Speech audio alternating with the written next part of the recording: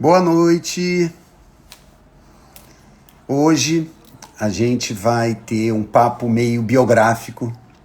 A gente vai escutar um pouco sobre a história de uma professora maravilhosa, a Laís Rufino, da Rede Municipal aqui do Rio de Janeiro, artista visual, e vocês vão ver como isso tudo se fala, se conecta, que se auto-intitula uma afrobetizadora.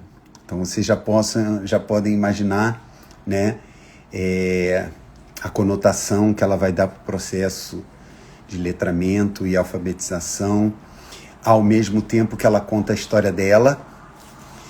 E tô vendo aqui a galera chegando. Boa noite. Olá. Deixa eu ver se a Laís já chegou. Espera aí. Ainda não. Boa noite, gente. Olá. Esperando a galera chegar, inclusive a Laís. Essa aqui, gente, é mais uma live da Rede Cruzada. Toda última segunda-feira de cada mês, a gente bate um papo com uma pessoa potente e luminosa do mundo da educação, do terceiro setor, para a gente se inspirar e ir se transformando. Opa, Laís acabou de entrar. Então, olha, eu vou só introduzir rapidamente a live e já vou chamá-la para a gente fazer um aquecimento. Então, como eu ia dizendo, né, a Laís Rufino é uma professora potente da Rede Municipal do Rio de Janeiro, uma artista, né, visual, e a gente vai conversar sobre um percurso biográfico da própria Laís. Oi! E ela se denomina uma afrobetizadora. Então, acho que só esse neologismo, essa expressão, já dá muito spoiler pra gente, pra conversa que a gente vai ter. E eu queria, antes de chamá-la, eu estava aqui, né, no meu aquecimento, na minha inspiração para esse bate-papo gostoso que a gente vai ter. Eu tive um papo prévio com a Laís. E eu saí com uma reflexão muito importante sobre esse processo, eu diria, de aprendizagem em geral, mais especificamente com o letramento, com a alfabetização. Isso é muito facilitado se a criança, se a gente se reconhece no que lê e se orgulha do que a gente vier a escrever. E é sobre isso que a gente vai conversar com a Laís. A história linda da Laís. Espera aí que eu vou chamá-la já.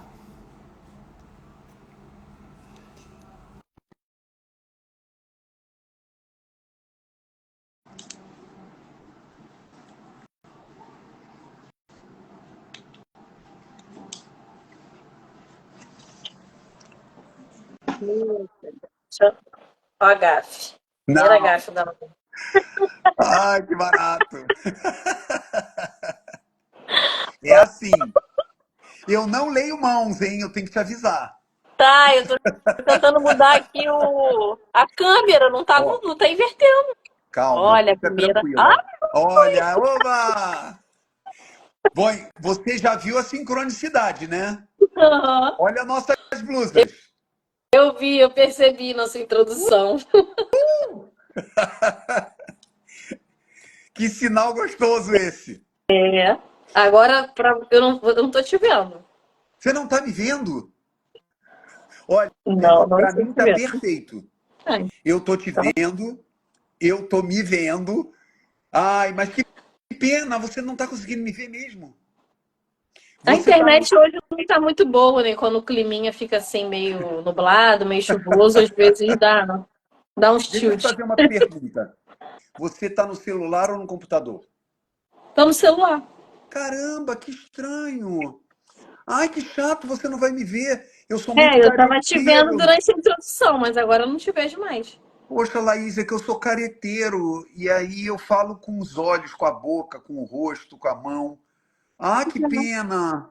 Não sei, vou mexer aqui, É, pode ser que dê algum ruim. ó, se alguém que está aqui, porque eu não sei, se alguém que está aqui no grupo tiver alguma ideia, alguma dica para dar para como a Laís recuperar a minha imagem, eu agradeço. Mas se não, a Verdade. gente vai assim mesmo. Eu vou ficar triste É de, muito não, de estranho você não me não ver, ver. mas tudo bem. Pelo menos você que é muito mais bonita do que eu, todo mundo deve estar vendo. Vamos lá então. Vamos. Olha, antes de Mas eu só qualquer te coisa. ouço se vejo uma tela preta. Ai, que Ai, sensação. não, mas tomara que alguém nos dê alguma luz aí. Será que Tá se tão eu sair e bonitinho. entrar de novo? Olha, é uma tentativa, porque tá tão bonitinho nós dois de amarelo. Pois Olha, é. tenta, vamos ver, Vou, vamos ver. Sai e vou entra de tentar novo. sair. Tá.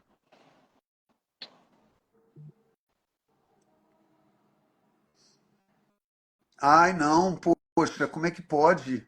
A gente já está conversando à distância. E aí ela não me vê, eu não vou ficar conformado. Obrigado, Lívia, por dar esse feedback aí de que vocês estão vendo a gente. Eu também estava vendo. Isso mesmo, ela vai tentar conectar novamente. E Que aí? situação. Nada, nada. Eu Não, acho que sabe eu o que não que é posso pior? te ver hoje. Agora eu também não tô te vendo.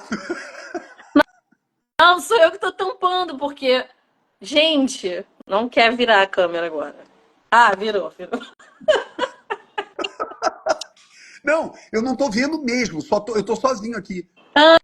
Ai, meu Deus. Gente, Mas isso olha, aí é da internet, né? Culpa nossa, não. então, nada. Galera, vocês estão vendo a gente? Se vocês estiverem vendo nós dois, a gente já resolveu 90% da questão.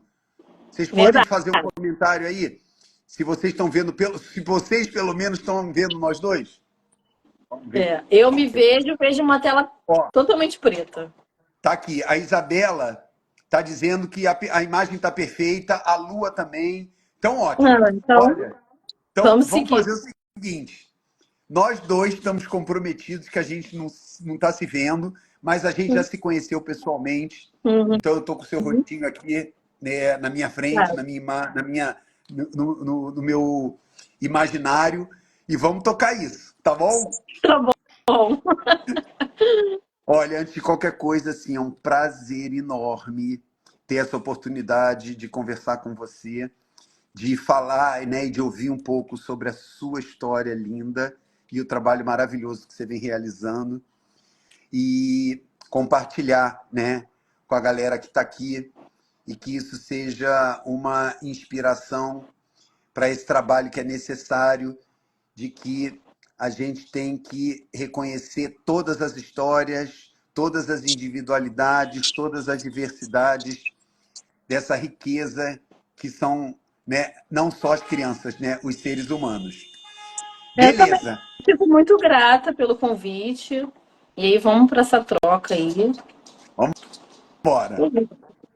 Bem, o bom, Laís, que talvez eu precise fazer só uma pergunta para você, porque normalmente quando eu faço as lives, eu peço para a pessoa se apresentar contando uma historinha de como a pessoa chegou até aqui. Olha, gente, desculpa, é que tem uma situação de trânsito aqui na minha rua e vocês devem estar ouvindo uma buzina ao fundo, tá? Desculpa qualquer coisa. Então, vamos lá. Laís, como é que você chega na sua trajetória de vida até fazer uma live sobre o seu percurso, sobre afrobetizar? Então, eu sou uma educadora, sou professora da rede municipal há praticamente 15 anos e sou uma alfabetizadora. Essa palavra surgiu para mim no cotidiano, no dia a dia, porque eu decidi ser aquela professora que coloca negritude em tudo. Então, em determinado momento, eu fui questionada por que que eu colocava cartazes negros, usava literatura negra. Eu respondi, como quem não quer nada, que eu era alfabetizadora. E foi por um acaso, né? Eu brinco que foi por um acaso que eu usei esse termo, porque posteriormente eu descobri que outras mulheres, e não por coincidência, alfabetizadoras negras, educadoras negras também usavam esse termo. E aí me senti mais aquilombada ainda, né, de usar esse termo, assim. Senti um pertencimento ainda maior de usar esse termo. E é isso. E aí eu venho fazendo uma pesquisa sobre quadrinhos, dentro dessa perspectiva das negritudes, das infâncias, e aí que se cruza, acho que se entrelaça um pouco com a Rede Cruzada. Com certeza. Mas como é que os quadrinhos entram na sua vida? Então eu não sei pensar na minha vida sem os quadrinhos. Hoje a gente usa muito o termo hiperfoco, né? Se eu tive um hiperfoco na infância, foi o quadrinho. Se eu tive uma primeira amor assim na literatura, foi o quadrinho. Teve um primeiro texto que eu olhei assim e pensei, meu Deus, eu acho que eu sei ler.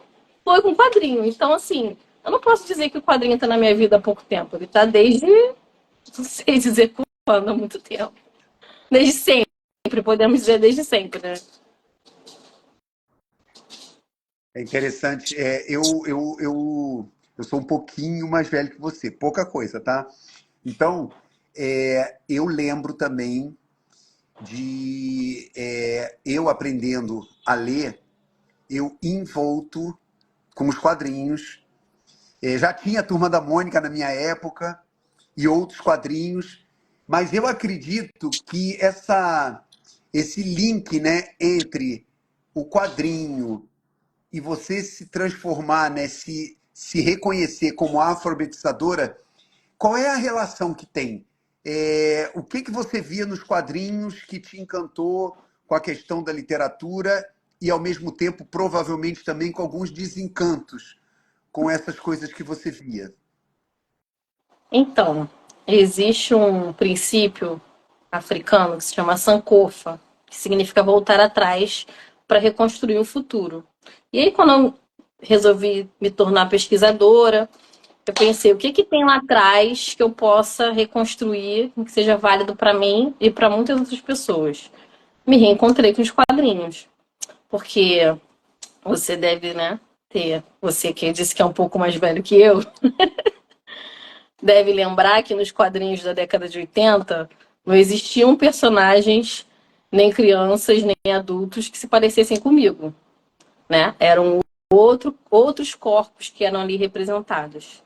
E aí, como eu faço pesquisa, já vinha pesquisando, já vinha atuando no campo de construção de um ambiente escolar que não fosse excludente, eu quis trazer e transpor isso também para os quadrinhos.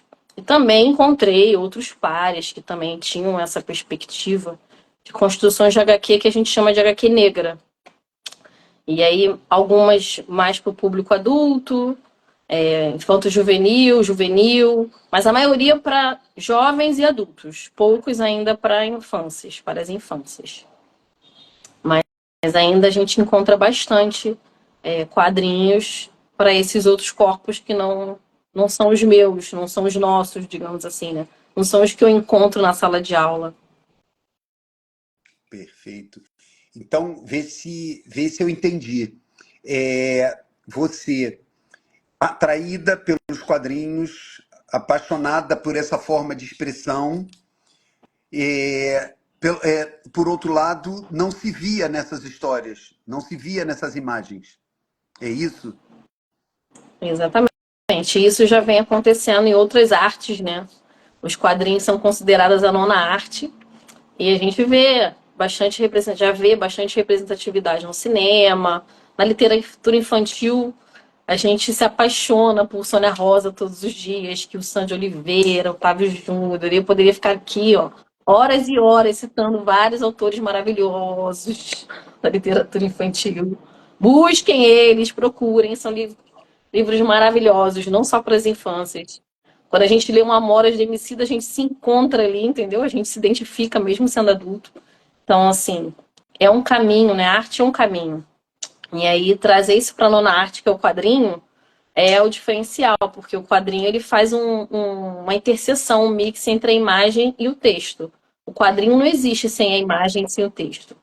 Já a literatura infantil também precisa muito da imagem, mas a literatura em geral não necessita tanto assim da imagem. Mas o quadrinho, ele é a simbiose entre a imagem e o texto. E a imagem é muito importante para as culturas africanas. Aí eu volto para o Sankofa, porque o Sankofa é o início, o meio e o começo.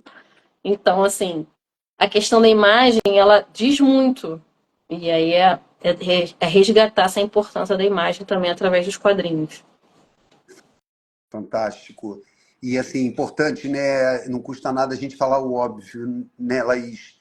É, quando a gente fala, né, da educação transformadora alcançar todo mundo e todo mundo se reconhecer, né, e se ver, como você falou muito bem, né, em muitas manifestações houve tem havido, né, um apagamento, né, dessa diversidade, né, particularmente no Brasil, né, onde estão as referências de corpos e de saberes, né, africanos, de corpos e saberes dos povos originários e, né, se eu estou capturando bem a força, né, do HQ, né, da história em quadrinhos, que vem a imagem com as palavras, se torna ainda mais relevante a gente ter, né,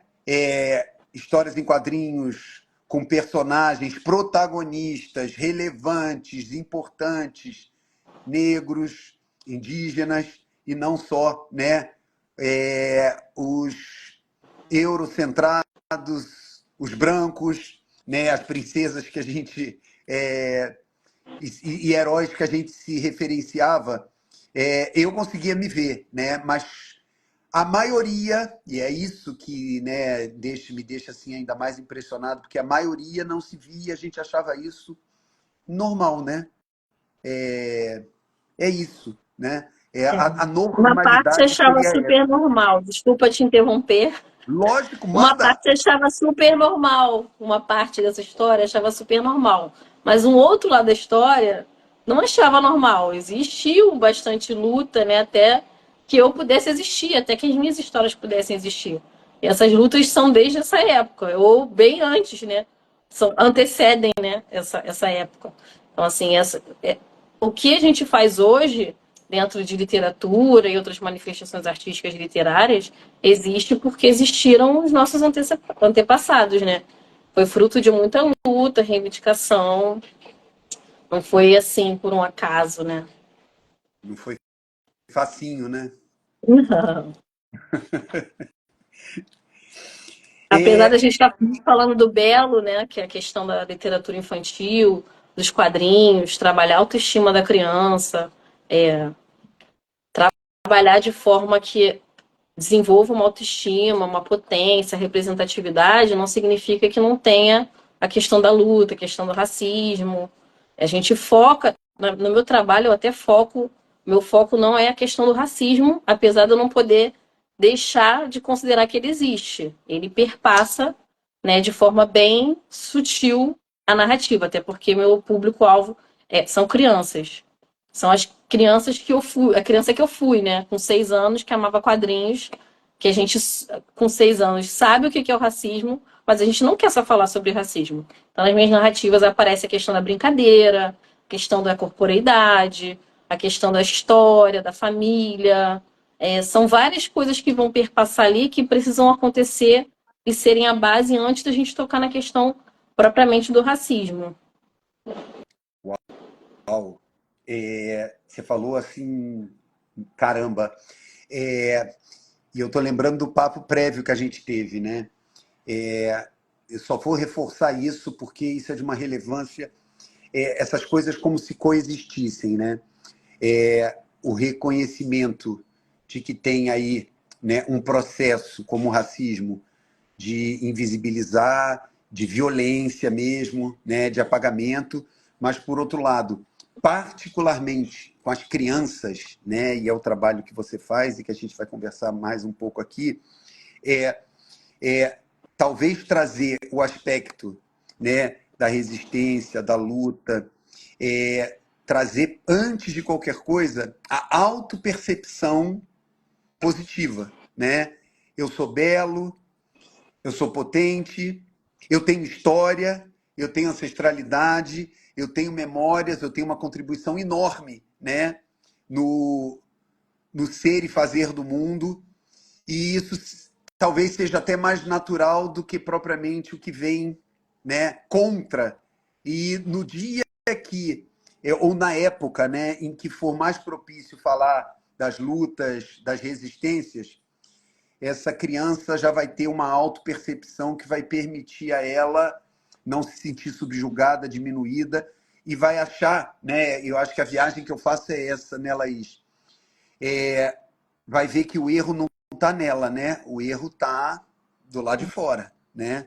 Apesar da Muito sociedade bom, tentar muito ensinar isso a bom. gente, se a gente trabalha com os valores de Azoilda, né? Que a Azoilda traz esses valores, ela enfatiza esses valores, principalmente para a educação infantil, mas não somente. Se a gente trabalha com energia vital, musicalidade, corporeidade, ancestralidade, todos os valores de Azoilda, a gente está transformando, a gente está construindo uma autoestima, a gente está construindo protagonismo, reconhecimento, e é isso que eu quis trazer. Eu dialoguei até um pouco, né, sobre, refletir, na verdade, um pouco sobre como eu poderia entrelaçar essas narrativas e os valores de Azoilda. Eu Isso fiz tá, essa isso, tentativa. desculpa. Pode falar. Isso tá Pode falar. na tua pesquisa. Isso faz parte da pesquisa, porque eu fiz o mestrado um mestrado profissional. Além da dissertação, a gente constrói um produto educacional. Então, eu falo muito aqui de quadrinhos, porque esse foi o produto que eu resolvi fazer. Mas a gente faz a dissertação, uma pesquisa, até para embasar a construção desse produto. E aí, essa reflexão está na dissertação, não necessariamente no produto, no Perfeito, quadrinho, entendeu? perfeito. É o que dá o contexto para o produto, né? É para explicar o porquê que você tem aquele, por exemplo, no caso do quadrinho, né? É, O que está por trás do eu, quadrinho. eu brinco que no mestrado profissional que eu fiz na UERJ, no CAP UERJ, o produto educacional ele é a coluna vertebral, ele é o começo, aí eu vou brincar de novo do começo, meio começo, né? Porque isso não é nem meu, isso é do Antônio Bispo e a gente se apropria e utiliza. O produto educacional ele é o começo, meio começo, porque para mim ele não tem o fim. Eu continuo trabalhando com o produto, Ah, que pretendo lindo. continuar produzindo as histórias, e aí o produto, o quadrinho, ele faz parte da pesquisa desde o início. Fantástico. É, eu sei, e eu quero dividir isso com todo mundo. Qual é o nome da sua pesquisa, Laís? A pesquisa é Turma do Ubuntu HQ, o percurso de uma alfabetizadora, e o quadrinho mesmo se chama Turma do Ubuntu HQ. Será que todo mundo sabe o que é o Ubuntu? Você falou de Não, Sankofa. não, é. Por que turma do Ubuntu? Então, eu sou da geração que existiam várias histórias que começavam com turma. Então, né, começou dessa geração, eu resolvi, como é que eu posso dizer? Transformar, me apropriar e reconstruir, ressignificar esse termo. Para muitas pessoas, o começo com turma já pode não ser muito legal, mas muitas pessoas podem não gostar. Eu até comecei a usar ele na pesquisa cortado. De tão revoltada Caramba! que eu já estava com turma, eu comecei a colocar o texto com aquele taxado assim no meio. Aham. Depois eu botei ele normal. Mas eu pretendo daqui a pouco fazer algum artigo, alguma coisa para explicar por que eu quero cortar o turma, entendeu? Ah, Mas você está também nesse processo de tirar a eu, turma da eu história. mesma não sei se o turma fica, se o turma sai, entendeu? Se vocês quiserem dizer para mim o que, é que vocês acham, vocês podem ficar à vontade. Ah, que barato.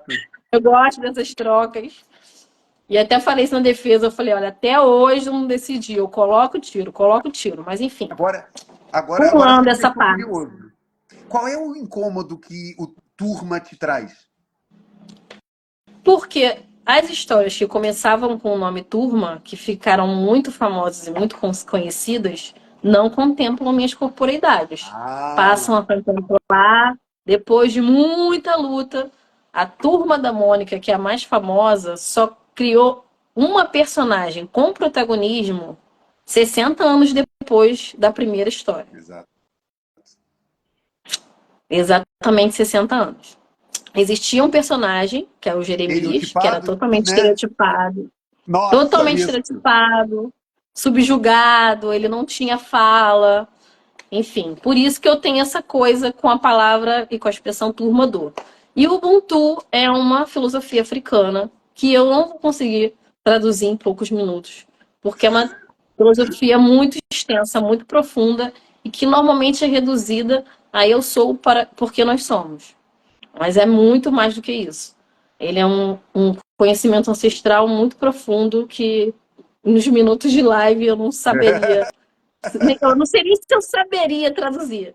Renato Nogueira faz um artigo sobre isso, muito importante. E quem quiser se aprofundar, pode procurar, que tem muita coisa boa lá. Olha, eu vou abrir um parênteses aqui. Galera, essas lives, elas ficam gravadas. Por que que eu estou chamando a atenção disso agora? Eu não sei se vocês repararam, toda pessoa sábia e ao mesmo tempo, né, generosa, ela faz o que ela está fazendo. O que ela já mencionou de pessoas, de referências nesses minutos de live, vocês não fiquem preocupados, porque se vocês não conseguiram anotar, essa live está gravada. Ela já falou de quadrinistas, de escritores, né, de histórias infantis maravilhosos. Ela já mencionou a Zoilda Trindade, ela já mencionou Renato Nogueira. Ela vai mencionando pessoas importantes, imagino eu, para a trajetória, para o percurso pedagógico dela e para a história desse país, né?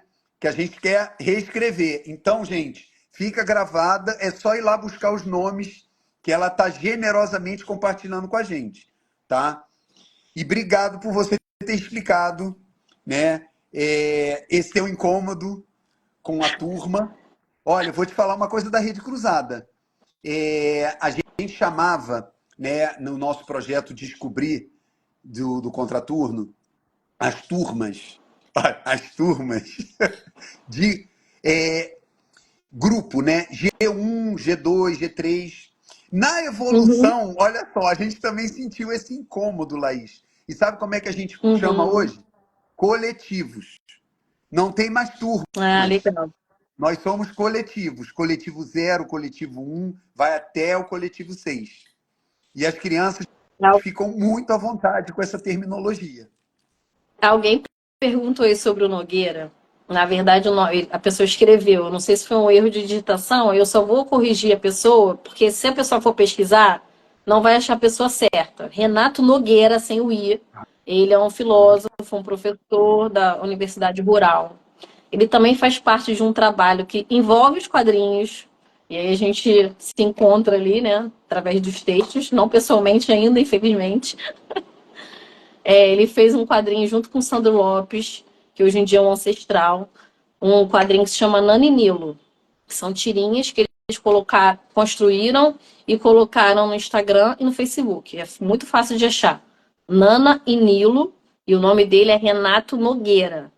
Sim. E o texto é Tá. sobre Ubuntu. Então, se a gente colocar lá artigo Ubuntu, Renato Nogueira, vai aparecer. Opa. Fica. Obrigado, Laís. Nada. Eu aproveitei que ele fez a pergunta, também falei da questão do quadrinho, do Nani Nilo, que super me inspirou, super me embasou. Fantástico. E aí tem umas sutilezas que você fala que pode não ser tão fácil da gente entender. Quando você menciona, né, esse conceito da tua história, né, do teu produto, na verdade, nunca terminar e aí, né, começo, meio e começo, referência ao Nego Bispo. É, isso me remete a um tipo, né, de saber afro que a gente não dá a devida autoria, né? Porque para o pensamento hegemônico ocidental é começo, meio e fim, né? É uma coisa linear. Quando a gente fala em começo, meio e começo, dá uma perspectiva de De uma coisa circularidade. circular. E aí, Exatamente. como é que isso fala com as tuas pesquisas, com a tua forma, né, de se expressar, de ver o mundo? Quando você fala sobre isso, eu me lembro do desafio que foi pegar uma manifestação artístico-cultural, que é a história em quadrinho, que remonta lá ao Egito, né, mas que se consolidou com o quadrinho americano e europeu, que tem um conceito de linearidade, porque as histórias, né, os quadros, eles vêm um depois do outro, e o desafio de trazer a circularidade para essa manifestação artística. É a questão do não ter fim e a questão do retomar o começo, refletir de novo e voltar ao início. E o princípio do Sankofa, que ele tá ali no quadrinho de forma bem explícita e ao mesmo tempo subliminar. Porque além dos o gibi que eu construía, além dos quadrinhos, ele tem outras partes interativas. E aí, numa dessas partes interativas, eu convoco o leitor a contar e retornar ao início para descobrir quantos Sankofas tinham escondidos. Trabalhando bem com a questão Ai, da infância, da curiosidade, buscando isso. E aí a gente volta e recomeça. fantástico, Laís. Ou seja, no teu próprio produto, você explicitamente leva o leitor a voltar. Exatamente. Que barato! E vem cá, Eu quando é que usei a gente vai outros. ter acesso a essa história? Então, daqui a pouco a gente vai ter acesso a ela pelo Educapes. Aí eu vou compartilhar o link pela minha página. Estou esperando o Educapes me retornar. E posteriormente a gente vai ter a versão impressa, mas é complicado, né? No Brasil, uma escritora que ninguém conhece. Não, mentira, algumas pessoas conhecem, algumas estão aqui, são muito importantes. Eu tô te Mas assim, seguindo, hein? ninguém conhece, que eu quis dizer no sentido de que não é expressamente conhecida. Então a editora fica meio assim, vamos ver mais um pouco. Então, assim, ainda estou estudando ainda como é que eu vou fazer para publicar. Legal. Então a gente vai ficar Mas a aqui gente precisa esperando da versão ansioso impressa, né? O professor para gosta de sentir assim o papel na mão, sentir o cheiro do papel, isso. folhear. A gente gosta do concreto. Exato, exato. E olha, antes da gente falar um pouco mais de alfabetização, a gente não pode deixar de mencionar o seguinte: um passarinho me contou, na verdade eu Hum, vi, né, que você teve um reconhecimento público sobre esse trabalho que você fez. Você pode contar para gente? sim, posso sim. Eu brinquei que eu recebi uma emoção com emoção. Ah, que barato. Eu recebi uma moção de reconhecimento da Câmara Municipal do Rio para o produto educacional, Turma do Ubuntu. Ele foi selecionado num dia especial para mães potentes. E nesse dia tinham inúmeros projetos de mães maravilhosas em diversas áreas, cultural, artística, intelectual, enfim, gente de todo tipo e só pessoas maravilhosas. Eu fiquei muito emocionada de ter sido uma das selecionadas.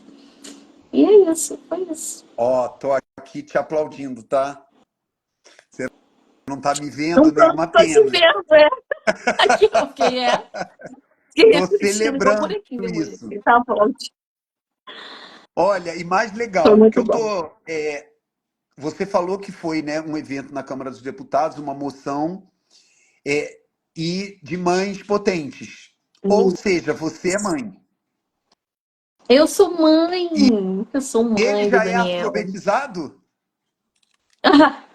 Na idade dele, eu vou brincar igual o pessoal brinca. Na idade dele, eu comia areia. Muito. Ele Ele... está muitos anos-luz ao que estaria na idade dele, porque eu não tinha acesso às coisas que ele tem hoje em dia. Ai, que maravilha. Ele tá com Ele quantos anos, Laís? estava presente na moção, depois eu tive uma fala lá, aí ele veio fazer uma avaliação, dizer o que, que ele achou da minha fala, o que, que ele achou das pessoas que estavam lá. Uma pessoa que acabou de fazer 13 anos, geminiano, entendeu? Que Meu sabe de tudo. Deus, eu também sou. Então eu imagino. Mas ele Pois foi é. duro, foi muito duro ou muito amoroso com a Não, mamãe? eu tava mega tensa, porque a gente fala depois, pelo menos eu sou assim, eu falo depois que eu tô nervosa, eu esqueço tudo que eu falei. Aí, Ah, não, você falou isso, isso e isso, eu gostei porque você falou isso, isso e isso. Fez toda uma avaliação mega completa, parecia até avaliação tipo de artigo, entendeu? ai, que barato. E olha, eu imagino, não só como mãe, mas principalmente, né, como um menino de 13 anos, né, um adolescente de 13 anos, ele com certeza foi afrobetizado, né? Bem E deve ter certo. um peso enorme, E né? ele também me Vivendo. ensina. Nossa, ele que me deu um start para a questão do Sankofa.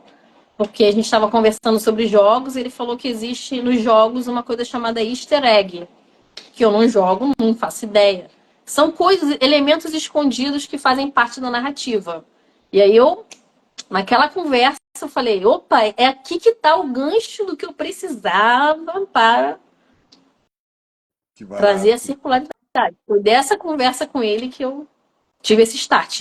Ele avalia todos os meus quadrinhos, ele fala o que, que ele acha, o que ele não acha, o que, que tá bom, o que, que não tá bom, dá Ai, que sugestões. barato. Muito bom, muito E hoje bom. em dia ele desenha, ele é um desenhista também, tá? Esqueci de falar sobre isso. Mãe, quando Sério? começa a falar de filho, só quer falar de filho, mas enfim, desenho também, tá? Você tem todo o espaço aqui para babar, tá? Não tem problema. Pois é. Coisa boa. Ele tá te escutando agora? Ele tá te vendo? Não, ele tá na aula de inglês. Ah, Ele vai assistir uau! depois, ele vai assistir e vai fazer a avaliação dele, eu te conto. Muito bom. Ó, eu vou fazer aqui duas. Vou mencionar para você dois comentários que surgiram. Um, da Ana Cláudia, pessoa queridíssima minha. Ela põe assim: que maravilha os quadrinhos contando as histórias que a história não conta. Muito importante para as crianças se sentirem representadas. E aí tem um outro comentário que é praticamente um pedido. Espera aí que eu vou chegar lá. A Lua pede se você pode falar um pouco dos processos dos adinkras e dos sankofas. E ela também está fazendo uma pergunta agora: se as crianças participaram da produção dos quadrinhos. A própria. Pronto. Isso. Eu vou agradecer a pessoa que falou antes, que eu já esqueci o nome, que você falou do comentário. Ana Cláudia. Ana Cláudia, muito obrigada. E só E para fazer a Lua, as menção também, crianças. a pessoa que fez a pergunta sobre o Renato Nogueira é a Bia Novaes. Queridíssima também. A Lua perguntou se as crianças participaram. Então, a minha criança participou bastante. As crianças da minha escola, da escola que eu trabalhava, participaram bastante, só que indiretamente elas me inspiraram, porque algumas falas, algumas vivências, algumas histórias são vivências mesmo, vivências no sentido de vir e vivenciar, de ver, né?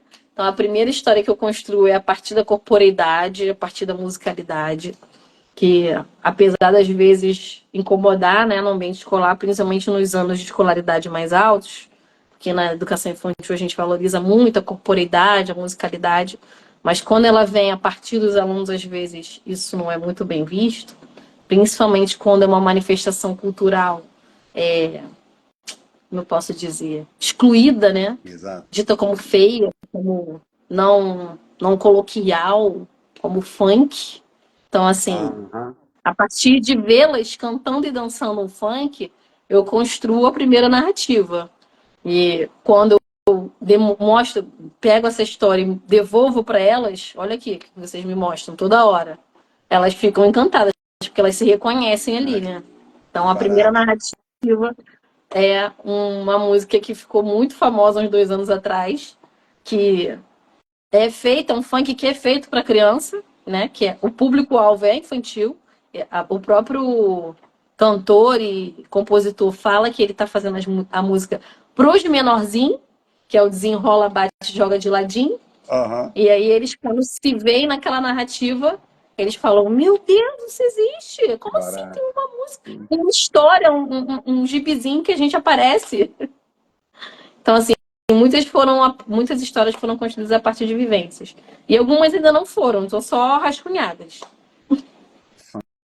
Fantástico. E, assim, esse teu comentário, né, remete a gente também a como a gente precisa, né, tá aberto ao que o outro traz, né, e não ao que a gente quer fazer, quer falar, quer transmitir. E, assim, não só respeito, como valorização, né, do fazer e do saber do outro, né? E quem sabe a gente curta mais as coisas ao invés de ficar julgando, né? Como você fala, e é Exatamente. importantíssima, né? A manifestação do funk, por exemplo, que é cercado de tanto preconceito, né? Quanta coisa a Exatamente. gente perde. E eles É gostaram muito de ver esse reconhecimento, de se verem, sentir o pertencimento ali, né? perfeito, perfeito. Você trabalha ao longo, se eu bem me lembro, você já tem 15 anos como Só no professora, não é município. isso? Só no Só no município. município, E nesses exatamente. 15 anos, você trabalhou com que faixas etárias, Laís? A maior parte desse tempo entre 6 e 12 anos, mas também a partir dos 4, entre 4 e 12 anos. Ah, você chegou a trabalhar com pré-escola. Sim, E aí. muito tempo. Oi, desculpa. Eu falei que sim. Tá. Minha curiosidade, né? Como é que você caracterizaria esse processo, né? De letramento, de alfabetização? Então, os letramentos, né? Porque são vários, múltiplos letramentos, né? O letramento que a gente fala que é o da Magda Soares, que é o letramento que esbarra na alfabetização, mas existem múltiplos letramentos. Letramento visual, letramento racial.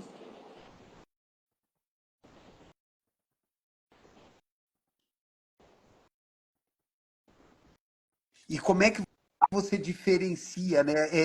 A gente poderia caracterizar a, o termo, né? A alfabetização como você menciona, né, sobre você mesmo, né? Colocar a negritude em tudo. Mas não se resumiria a isso? A alfabetização ela esbarra na questão do próprio letramento em si, porque eu brinco com a questão da palavra alfabetização, eu, né, e as outras pessoas que usam esse termo, mas também no letramento racial crítico, que é a consciência negra, né, que a gente conhece mais como consciência negra, que é entender, construir essa identidade, entender a que grupo étnico você pertence e até criar ferramentas para construir e transformar a sociedade que vivemos. Essa sociedade maravilhosa. Ai, Alerta ai. de deboche. Aham. É, e ao lecionar, né? Onde é que, assim, como é que entra, ou se é que entra, você usa é, história em quadrinhos, você usa a ludicidade o tempo todo. Como é que é o teu processo de professora? É um misto de tudo. A gente usa o quadrinho, a gente usa a ludicidade, a gente usa a corporeidade, a musicalidade, sempre para desenvolver, né, para construir essa troca com os alunos, para formá-los e também a gente vai aprendendo com eles, né? Eu sou do pressuposto que eu tô ali para aprender também. Muito mais para É aprender troca, do que né? para ensinar. É uma troca. Ah, que Mas barato. para eu dar, a gente trocar as ferramentas para eles poderem construir os conhecimentos que eles precisam, desenvolver seus letramentos, suas formas de ver, de ser, de sentir, de estar no mundo. Fantástico. Gente, me ajudem. Eu não estou conseguindo ver, estou aqui sem referência de horário. Como é que a gente está? Eu também não consigo ver nada. Eu olhei aqui para o lado, são 19h46. Ai, que bom, que delícia. Vai dar para a gente explorar mais coisa, oba. Peraí.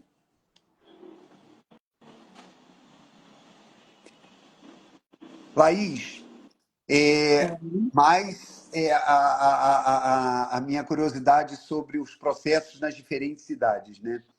Como é que você traz as histórias das crianças, né? Como é que eles trazem, como é que você estimula, incentiva essas memórias?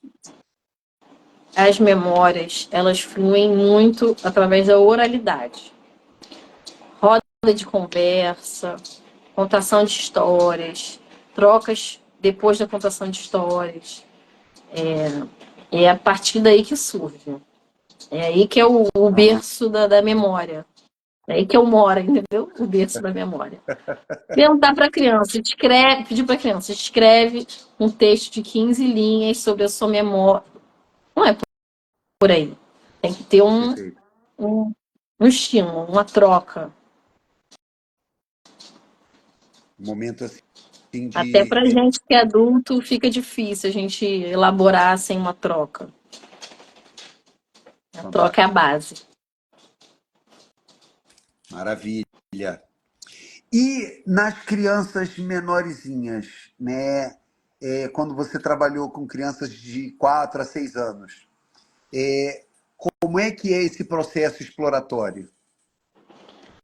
As memórias nessa idade estão muito vinculadas à ludicidade, ao faz de conta, ao brincar, brincar livremente, brincar direcionado. Se a gente quer trabalhar sobre esse tema, é muito importante, é fulcral, é de extrema relevância ter brinquedos com representatividade, bonecos que eles vejam, que se pareçam com eles. E a partir dali vão surgir as memórias, vão surgir as histórias, as narrativas potentes, possibilidades de construção, até que não sejam verdades absolutas, até porque não existe verdade absoluta, mas se for algo muito distante de uma realidade que a gente pretende construir, pretende transformar, também a partir da brincadeira a gente consegue perceber e trabalhar a partir disso.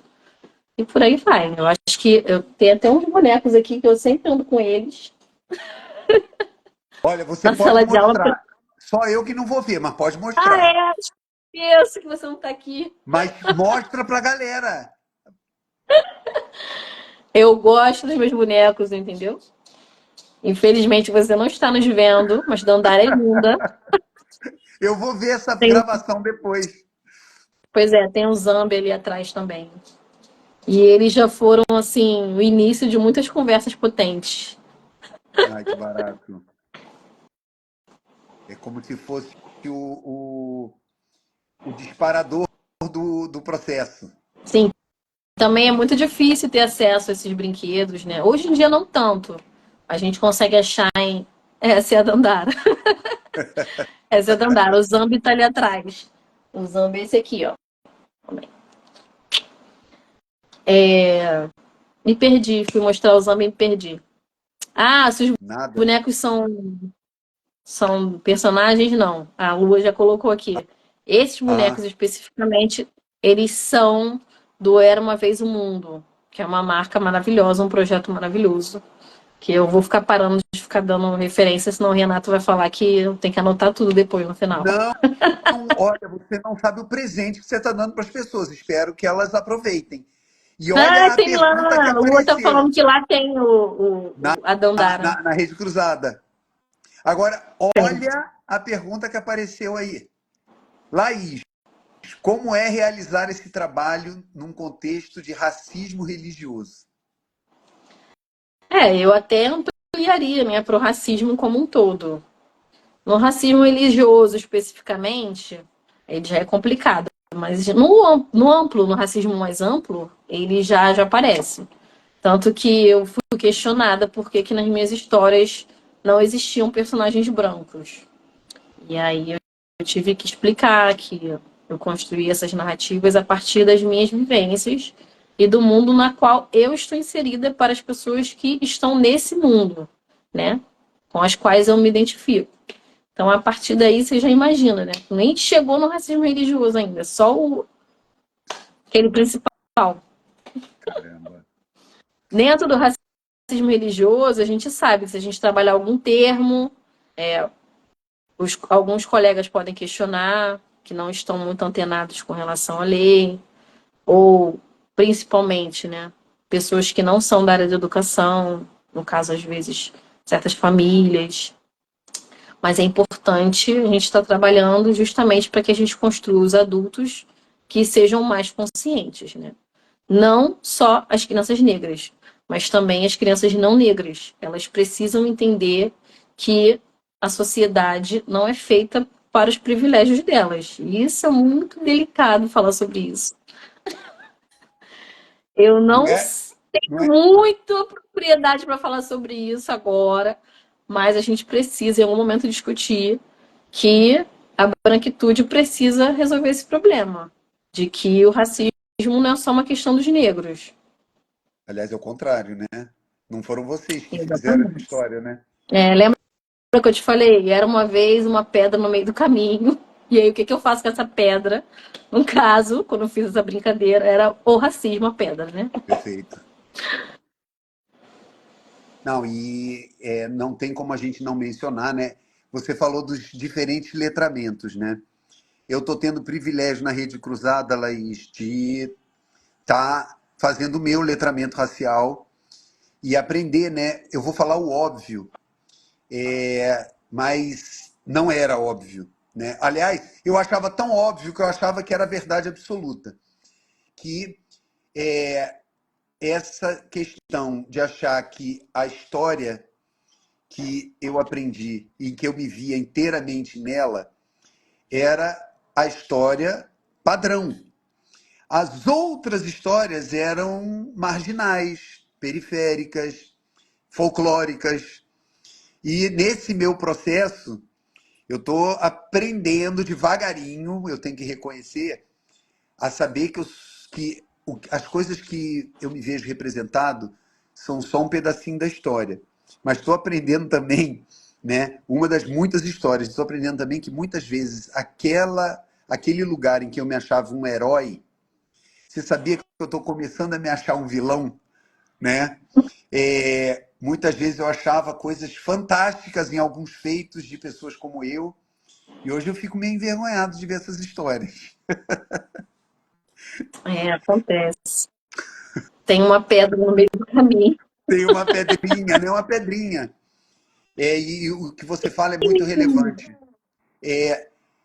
Essa pedrinha, quem tem que chutar essa pedrinha não são pessoas como você, são pessoas como eu, né? Porque quem botou essa pedrinha foram pessoas como eu.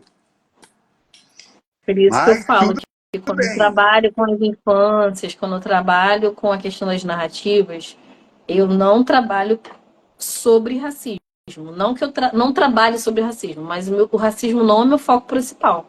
Meu foco principal é empoderamento, representatividade, pertencimento, autoestima, axé, ancestralidade, memória, oralidade e por aí vai. Identidade. E a lista pode continuar, entendeu? Mas às 2 horas. Não, mas olha, eu lembro da conversa. Eu sempre tenho o privilégio de conversar um pouco antes, né, com, com quem faz a live.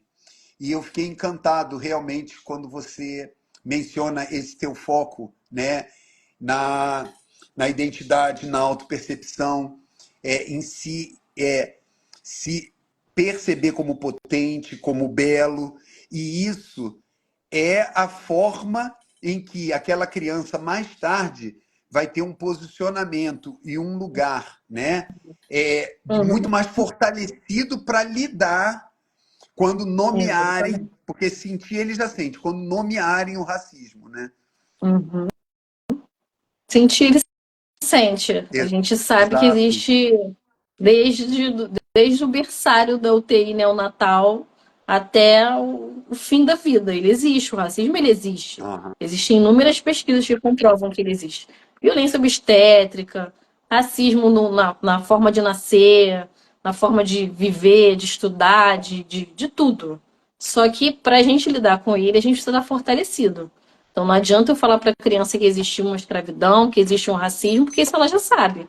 Eu tenho que dar elementos para que ela se fortaleça, para que ela se reconheça na potência que ela é.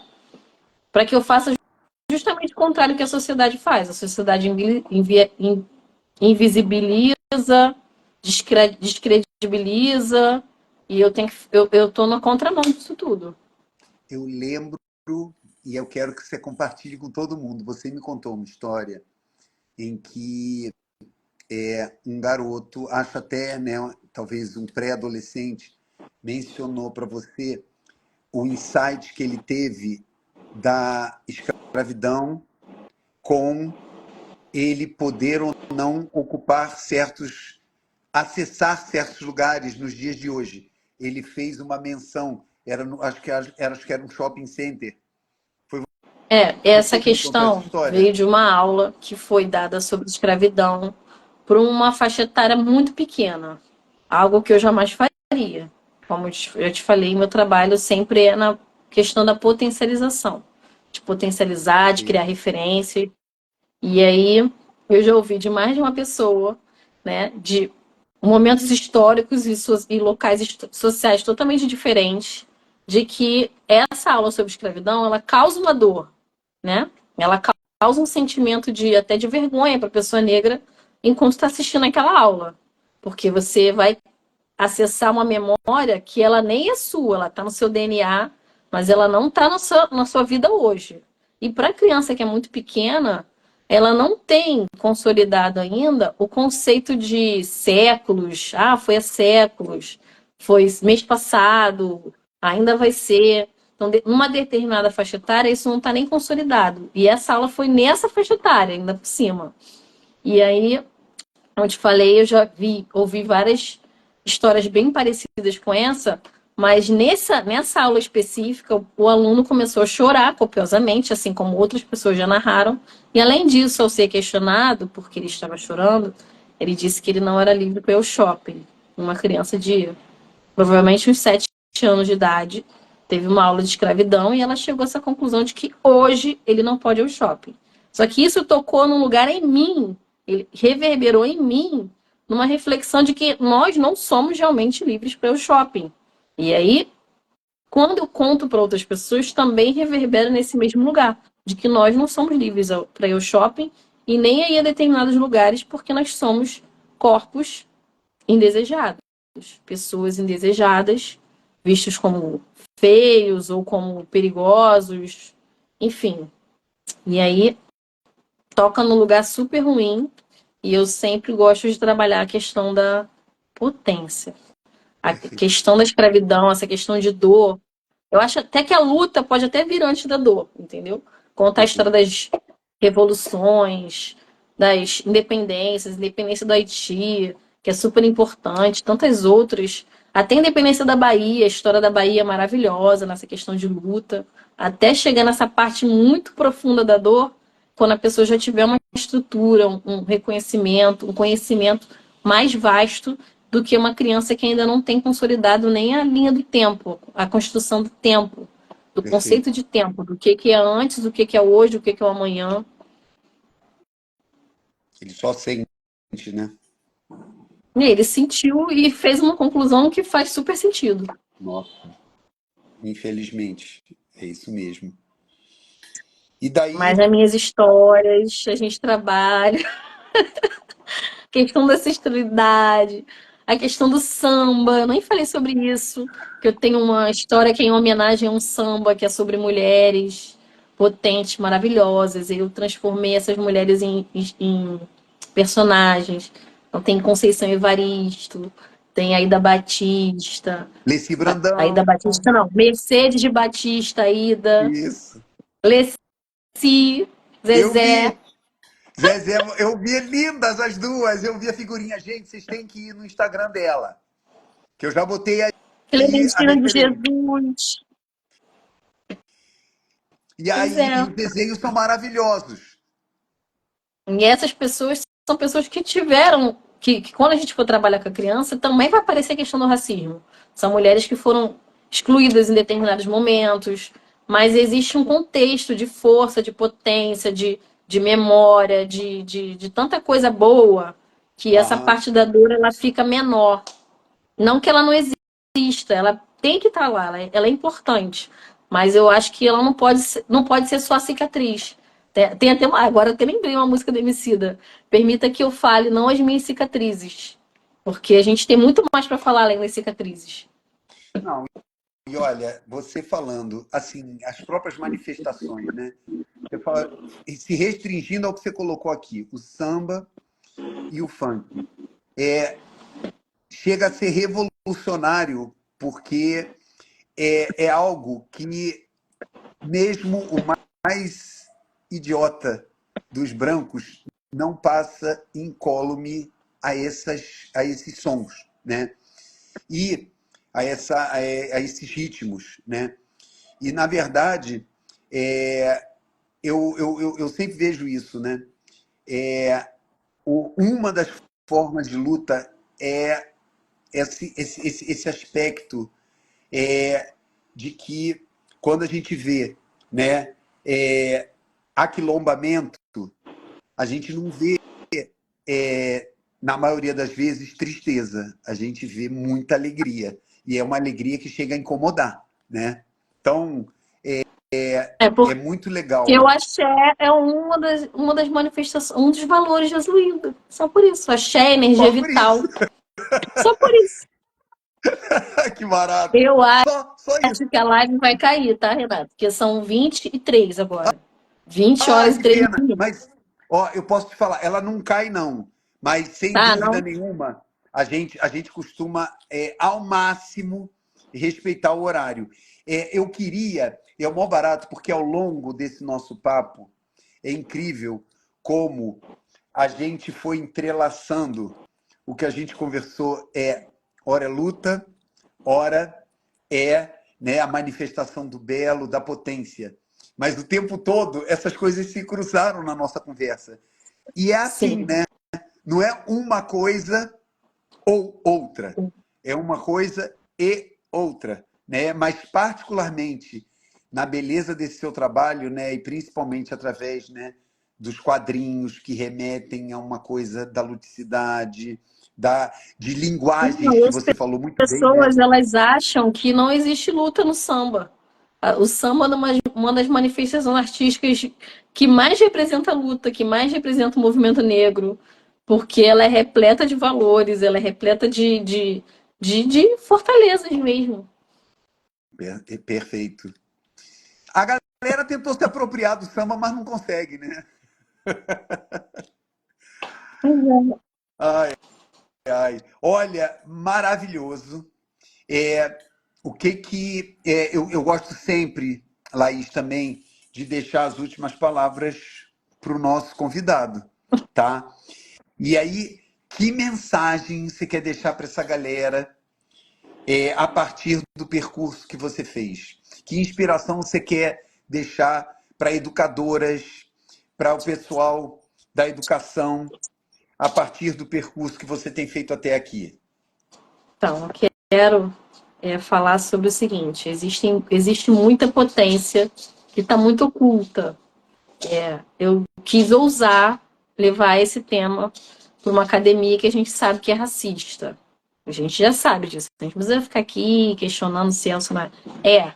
Mas eu quis ousar, trazer a minha vivência, minha escrevivência para esse tipo de ambiente, até para reconstruí-lo. E eu sei que no chão da escola, no chão das escolas, existe muito produto educacional escondido, muitos jogos, muitas narrativas, muitas histórias.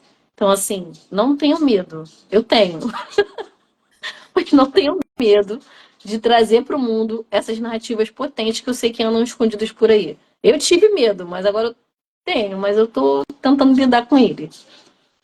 Então, é isso. Eu imagino que na Rede Cruzada, pelo que eu vejo, tem muita potência e tantas outras instituições e tantos outros educadores que vêm trabalhando e não têm compartilhado tanto, porque principalmente não tem o espaço que deveriam, né? Então seria muito importante essa troca. Olha, nossa, que lindo. Laís, eu queria te dizer que você sabe que tem uma coisa de espaço físico, geográfico, territorial, mas tem espaços que são muito maiores, né? Da mesma forma, os coletivos, né? É, eu vou te parafrasear, né? Eu acho que a Rede Cruzada ali é um coletivo do Ubuntu também. E aí, eu acho que juntos, né, a gente pode expressar as coisas com menos medo, né, num ambiente de acolhimento, num ambiente onde a gente pode ser, né? Eu escutei outro dia de uma colega nossa de trabalho que tem pouco tempo de casa. Aliás, Laís, eu estou falando da sua irmã. Você sabe o que ela disse pra gente? Ela tá com 4 meses de Rede Cruzada, né? A Michele Mello. E Uhum. foi assim, uma explosão de luz quando ela disse assim: o que eu tô achando legal aqui na Rede Cruzada é que aqui é um lugar de ser, né? Eu acho que se a gente realmente está construindo um espaço em que a gente se sinta à vontade de ser, e você sabe quem é a Michele, nossa senhora, axé. Às vezes a gente não encontra esse lugar de ser. Às vezes a gente não encontra as histórias que a gente gostaria de ler. Mas a gente tem que achar alguém para dar a mão e construir. E é Isso. E olha, muito pode. bom quando a gente acha que a gente já acha pronto.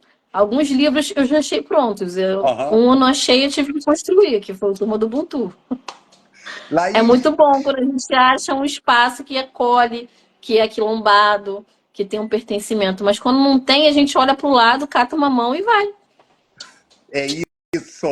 Olha, eu não tenho dúvida que no nosso acervo bibliográfico, daqui para frente, é só o começo. A gente vai ter muitas referências de Laís Rufino. Eu não tenho dúvida. Bem-vinda! Assim eu espero. Olha, parabéns pelo seu trabalho, Laís. Parabéns. Tamo junto, hein? Obrigada. Olha o que eu tô te Tamo dizendo. Tamo junto. junto. Tá bom.